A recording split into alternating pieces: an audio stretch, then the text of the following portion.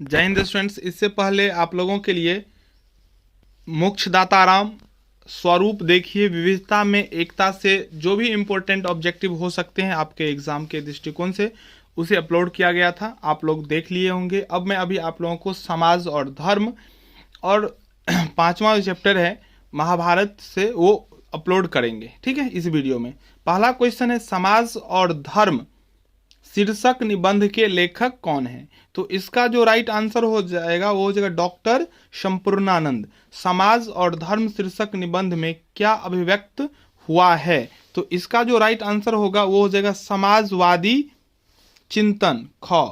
तीसरा प्रश्न है समाज और धर्म शीर्षक निबंध में ऐसे समाज की आवश्यकता है, तो इसका जो सही उत्तर हो जाएगा वो हो जाएगा मनुष्य को मनुष्य की भांति। चौथा प्रश्न है समाज में लोग सुखी और समृद्ध कब रह सकते हैं। समाज में लोग सुखी और समृद्ध कब रह सकते हैं, जब वे अपने धर्म का पालन करेंगे, ठीक है।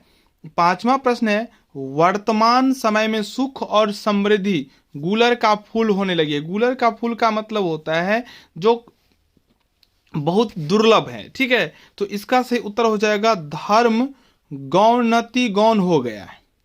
चलिए छठा प्रश्न है जो सचमुच सदाचारी है उनके मार्ग में क्या आती है। तो जो सदाचारी है उनके मार्ग में बहुत सारे बाधाएं आते हैं, अड़चने आते हैं, अरंगे आते हैं। सातवां प्रश्न है मनुष्य का सबसे बड़ा पुरुषार्थ क्या है। तो मनुष्य का जो सबसे बड़ा पुरुषार्थ है वो है मोक्ष। आठवां प्रश्न है आज एकता को आश्रय नहीं मिलता। आज एकता को आश्रय नहीं मिलता है क्योंकि मनुष्य ने स्वयं को टुकड़ों में बांट लिया। जब आप टुकड़ा में बांट लेंगे अपने आप को तो आपको यूनिटी कहां से दिखेगा, ठीक है। नाइन्थ नंबर क्वेश्चन है वह समाज अधर्म की नींव पर खड़ा है जिसमें। वह समाज अधर्म की नींव पर खड़ा है जिसमें, तो इसका सही उत्तर हो जाएगा शासकों के ऊपर तपस्वी विद्वानों ब्राह्मणों का अंकुश नहीं होता, ठीक है। 10वां प्रश्न है डॉक्टर संपूर्णानंद का जन्म कब हुआ। तो इनका जन्म हुआ था 1 जनवरी 1890 ईस्वी को।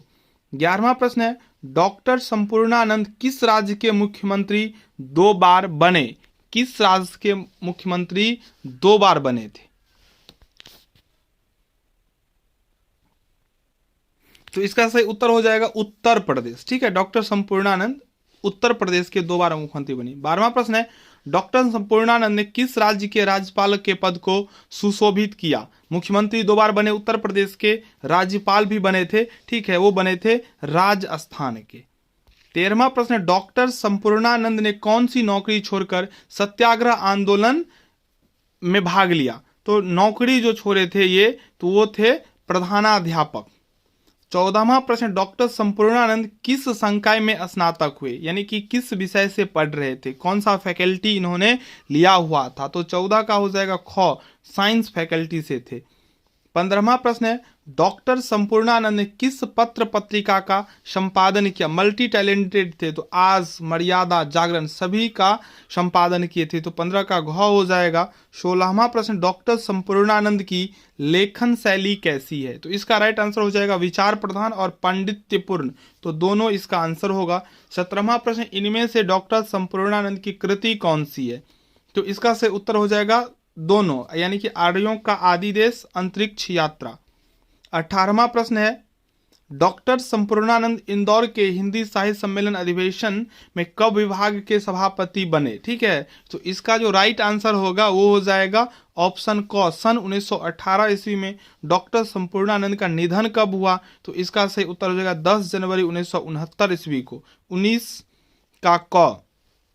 अब जो आप लोगों का चैप्टर है 5वां रामायण महाभारत में सांस्कृतिक चेतना, इसको देखते हैं। पहला प्रश्न है रामायण महाभारत में सांस्कृतिक चेतना शीर्षक निबंध के लेखक कौन हैं। तो इसका हो जाएगा ऑप्शन ग, डॉक्टर देवराज। दूसरा प्रश्न है रामायण में चित्रित संघर्ष किस प्रकार का है। रामायण में चित्रित संघर्ष किस प्रकार का है। तो इसका हो जाएगा 2 भिन्न संस्कृतियों का, 2 भिन्न सभ्यताओं का, यानी कि दोनों। आप लोग इस वीडियो को शेयर कर देंगे और अगर अभी तक चैनल को सब्सक्राइब नहीं किए हैं तो जरूर चैनल को भी सब्सक्राइब कर लेंगे, तीसरा प्रश्न है रामायण में वर्णित केकई द्वारा वरदान मांगने की घटना क्या है? तो इसका सही उत्तर हो जाएगा आपसी संघर्ष के बीच। चौथा प्रश्न है केकई द्वारा वरदान मांगने की घटना से संबंधित आपसी संघर्ष अंकुरित होकर कैसे फल देते हैं? तो अच्छे। केकई द्वारा वरदान मांगने की घटना से संबंधित आपसी संघर्ष अंकुरित कैसे फल देते हैं? तो अच्छा नहीं होना चाहिए, तो खराब होना चाहिए। पांचवा प्रश्न है महाभारत में किस चीज की प्रधानता है? तो महाभारत में कर्म और संघर्ष दोनों की प्रधानता है। छठा प्रश्न है महाभारत का प्रधान विषय क्या है? तो महाभारत का जो प्रधान विषय है वह है एक बड़ा युद्ध और युद्ध का कारण भी। सातवां प्रश्न डॉक्टर देवराज किस विभाग के प्राध्यापक रहे हैं? तो 7 का हो जाएगा ख दर्शन। डॉक्टर देवराज मूलतः क्या हैं? तो 8 का हो जाएगा ख चिंतक हैं मूल रूप से। 9th नंबर क्वेश्चन है देवराज का जन्म कब हुआ था? तो इनका जन्म जो था 1917 ईस्वी में हुआ था। डॉक्टर देवराज को सर्वाधिक ख्याति किस रूप में प्राप्त हुई? तो इनका आलोचक के रूप में बहुत ज्यादा ख्याति मिला था। 11वां प्रश्न डॉक्टर देवराज का पूरा नाम क्या है? तो इनका पूरा नाम डॉक्टर देवराज नंद किशोर।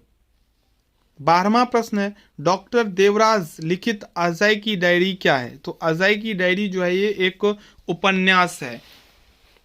एक हिंदी साहित्य से वीडियो अपलोड है, उसके बाद आपको चैप्टर वाइज बता दिया गया है। तो इन सभी वीडियो को देखकर अगर आप जाते हैं तो निश्चित रूप से आपको 100 में से 80-85 मार्क्स आना ही आना है। जैसे ही एग्ज़ाम कंप्लीट होगा हम आप लोगों के लिए आंसर की भी लेकर आऊँगा, आप आंसर मिला लीजिएगा, देखिएगा कितना सही है। मैं वे आप डॉक्टर देवराज का लिखा हुआ क्या है? तो 13वां जो प्रश्न है ये इसका आंसर हो जाएगा नाटक, यानी कि नाटक नहीं उपन्यास। ये 13वां प्रश्न है वे आप डॉक्टर देवराज लिखा हुआ क्या है? उपन्यास है। 14वां प्रश्न है डॉक्टर देवराज की सर्वाधिक महत्वपूर्ण कृति, सर्वाधिक सबसे अधिक महत्वपूर्ण कृति कौन सी है? तो 14 का हो जाएगा ख संस्कृति का दार्शनिक विवेचन। 15वां प्रश्न है डॉक्टर देवराज रचित इतिहास पुरुष क्या है? तो इतिहास पुरुष जो इनका कविता संग्रह है, इतिहास पुरुष जो है क्या है? कविता संग्रह। पथ की खोज डॉक्टर देवराज का क्या है? पथ की खोज डॉक्टर देवराज का उपन्यास है। 17वां प्रश्न डॉक्टर देवराज किस विश्वविद्यालय में प्राध्यापक रहे? तो ये प्राध्यापक रहे थे लखनऊ के, यानी कि 17 का हो जाएगा ग। तो यह चैप्टर भी आप लोगों का कंप्लीट हो गया। आप सभी चैप्टर को एक बार फिर से देख लें वीडियो को और एग्जाम में जाए, मन को प्रसन्न रखें, एग्जाम आपका बहुत बढ़िया होगा। धन्यवाद।